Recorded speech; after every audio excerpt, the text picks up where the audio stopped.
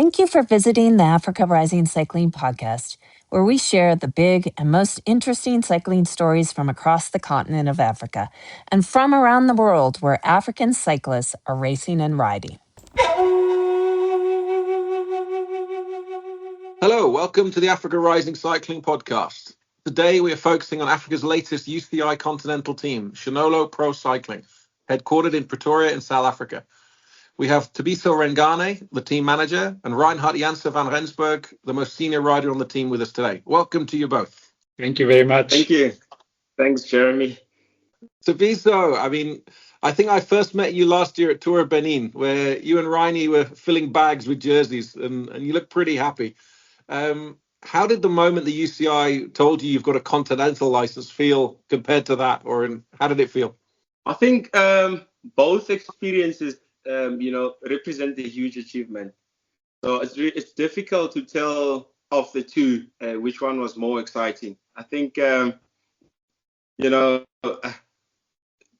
there, first time, doing the UCI team with a new team and, taking all of those wins. I think that was just incredible. And but now seeing the team, performing at that level, I think it was something to be proud of. But now to recently hear about the UCI status that have been confirmed the Continental Team, that was the moment of immense pride.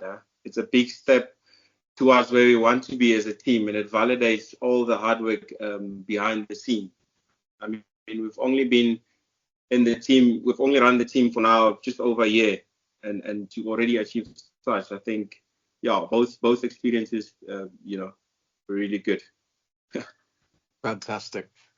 Reini, how does it feel to see a South African team back in the international peloton? It's been a while. Yeah, it's been a while indeed. And it's so important for South African cycling to have a team up there. With the mentioned data, we had a team right up in the World Tour, and at that time there was Pro Touch in the continental ranks, but then the last few years has been missing. We really need that team on the continental level to give riders that opportunity to step up and gain experience of international racing. And we also need another team that's also on the top ranks. But at least we've got the continental level.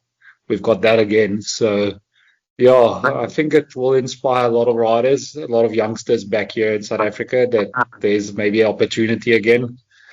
Before the team formed, it was quite difficult. Riders had to go on their own, go to Europe, do the racing there, and build the experience up all out of their own pockets. So, it was not easy, but having a team like this gives more opportunities for riders to gain international racing experience, and for sure it will raise the level of South African cycling.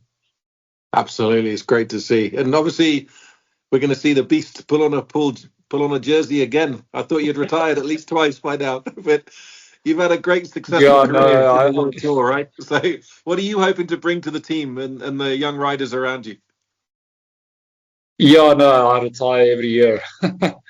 But I definitely thought I'm done with any UCI international racing, but looks like I'll have a couple more coming up.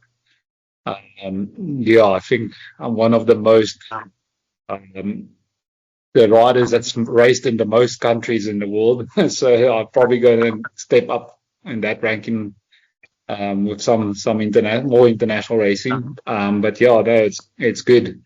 So for the youngsters, like, I've walked the path, I've learned the lessons, and there's so many lessons that I can bring to the young guys, and to speed up their development.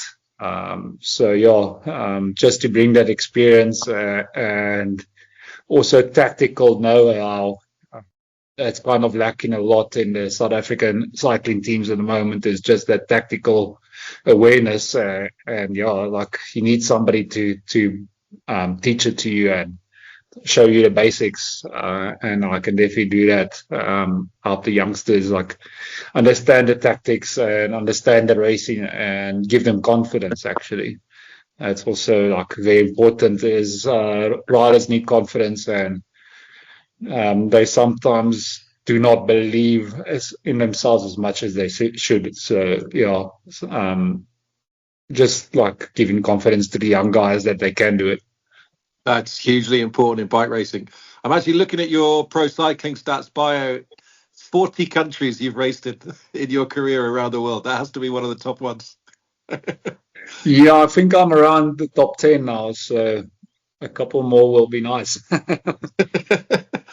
When we were preparing for the World Championships in Rwanda back in September, we looked at that map on pro cycling stats for the top 10 men and women, and none of them had raced in Africa before. So it just shows you the career you've had and the spread you've had around the world. Yeah, I know. Cycling has definitely showed me the world, so I've been very privileged. It's been an amazing journey. Fantastic, man. So Thabiso, like it's obviously brilliant to see, as we said, another African team from the UCI. But what do you see as the strategy in the future for Tshenolo in the next year or so? So our strategy has been very clear from the start, which is to perform consistently at a high level locally and internationally. And a big part of what makes what TPCT it is today is the mixture of experience and talent. Guys like Rainy, like what he just mentioned now, mentoring the guys and taking them through this route, and also some very talented young riders in the team that are very hungry to very hungry in the sport, very hungry to achieve in life. So our plan from the start has always been to perform, at the highest level, and also, do well in Africa, conquer Africa, and touch into a bit of Asia. So so far it's been going really well. It's been going in plan, and then maybe later on in the years we can look at, competing at an even higher level. But the strategy has always been, conquer Africa and a bit of Asia, and then see how it goes from there. Perfect. And obviously, you're sponsored by Tshenolo, which is a big South African infrastructure company. Your male and female riders all raced this weekend in some regional races and did pretty well. Like, how was the boss's reaction to the first result? Sure. Yeah. So proud, huh? He was so proud. In the team, we've got a team WhatsApp group. It was just proud moments, sending very nice messages. I mean, so in the TT, so the race was Saturday and Sunday. Saturday was a TT, and in the TT we entered 4 riders. So all the 4 riders that we entered won all the races. Basically, we won in all the categories we entered. Your elite men and elite women, under 23 women and men. So it was really proud moments, and to seal it off on Sunday with the guys' performance and the girls' performance. It was really proud moments, and this is what keeps him so happy and wanting to support this. It's results like this, because now in the team we're sitting with provincial champs with us, not as big as the national champion champs, but still something to be proud of as a team, especially because we're so new in the field, and absolutely, so it's exciting time. Ryan, as a rider, they'll be checking their contracts to see what their win bonuses were. Nothing for provincial champs. And listen, I mean, obviously, you've got the riders in the team. I mean, I assume you have plans for youth development around this and building the pipeline for the next few years. South Africa's struggling a bit in terms of 2 things that we observe. One is you've had this period of about 15, 16 years of quite a lot of South Africans in World Tour Pro Conti. And this year, I think there's only Alan Hathley will be at World Tour level. So there's a bit of a drop off, but also no UCI races. So what do you think needs to be done in what's missing in South Africa? Like, and why is it that Cameroon can have 2 UCI races and South Africa's not there? What do you think needs to be done in SA, and do you think you guys can play a role in helping fix that? Yeah, I think, well, we've got Stefan de Bod and Byron Munson also riding for Modern Adventures, so they also pro Conti. But yeah, like from the South African perspective is, yeah, we need government support to put on events. It's just too expensive to get the traffic department involved if it's not going to be sponsored to actually put on events. So we need more awareness that government needs to start supporting this. We don't have UCI races. It's actually it's a shame. Yeah, no, it's not good. And the thing is, like, once you start to have UCI races, then you start to get like teams going and sponsors coming into the sport, and yeah, then it kind of picks itself up. But first, we need events. We don't have enough events in South Africa, and then yeah, we need more teams on club level already that can have a proper structure of supporting the guys and some vision. Yeah. So we've got a one continental team now. Definitely we need two or three, at least two. But yeah, in the past we had 4 or 5 continental teams. So yeah, we need to get back to that. Have more teams on this level, and then also if we can have a team in the highest level, that will make such a big difference. But yeah, I think it's step by step. The sport has been decimated actually over the last few years, and we're starting from scratch again. So yeah, this is a step in the right direction. Like, I saw an announcement a few days ago that Galazzo, so the events guys that are behind Tour of Rwanda and the World Championships, have opened an office in South Africa in the last month or so, I think. So they clearly have their eyes on SA. So hopefully it will be some UCI road races in their plans. Let's hope. Yeah. Obviously, we're talking about the boys, but let's talk about the women. You guys have been very quietly building up a pretty incredible squad of female riders, with rumours of a women's Conti team potentially 2027. You know, what's the plan with the women, and what are your thoughts on the potential for women's cycling in South Africa? So yeah, in South Africa, there's a lot of potential in the ladies' side. There's a lot of talent there. Unfortunately, there's very few opportunities for those riders to truly shine and progress to the next level. So once we saw that gap, we thought we'll use the same approach we used with the guys. We first register a club, have them gel together, train together, do the races together, expose them to more and more racing, and once we feel they are at a level where they need to go one step up, and then we will do that. And I can tell you so far it's been it's going really well. We've mixed the same approach with mixed experienced riders with the young riders, mostly racing locally, like the likes of, say, Marilyn Leroux. She's been exposed to like the highest level of racing. She understands the sport. Sonica also. She's also done few races in France. Lucy, the current TT African champ. So we think we've got a good team going on there, and if all goes well, we hope we register a team for 2027 in the ladies continental team. Fantastic. We'll be watching that closely, see how that goes. And if you were to describe Tshenolo, like men and women together, and the whole squad and staff, like, how would you describe the diversity of the team? Like, where are the back? Are they all from South Africa, certain parts, or is it from the whole country? Like, how would you describe your community? So, in the main, they're all from South Africa, multiracial. We've got both black and whites. In the ladies, we've got some Monique from Namibia. We've got Faith from Zimbabwe. Tanya, originally from Spain.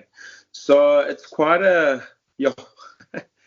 how do I even explain this? But it's a good environment. I mean, we get to hear about how the people in Namibia live, how the people in Zimbabwe live, for instance. But in terms of the color, I think we've gone past that level where we look at color.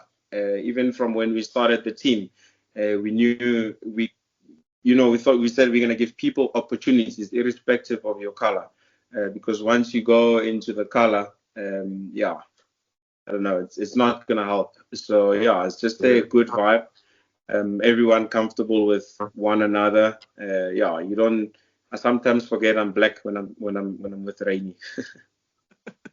It's wonderful to hear. Sport above all. So, to understand South Africa is probably the most culturally diverse country in the world. So, with my teammates now, we're all South African, but the cultural spectrum of what we have is probably much more than what I had in any European team. So, it's quite interesting. Must be tough for the chef having to deal with so many different cultural backgrounds as well, always. But it keeps it interesting. Be quite fun for our listeners to join your WhatsApp group for a few weeks just to see some of the chat. And if you obviously as you say, you're a new team, right? It's only over a year or so that you've been around. Like, where should our listeners go to follow you guys and keep a track of what you're doing? Like,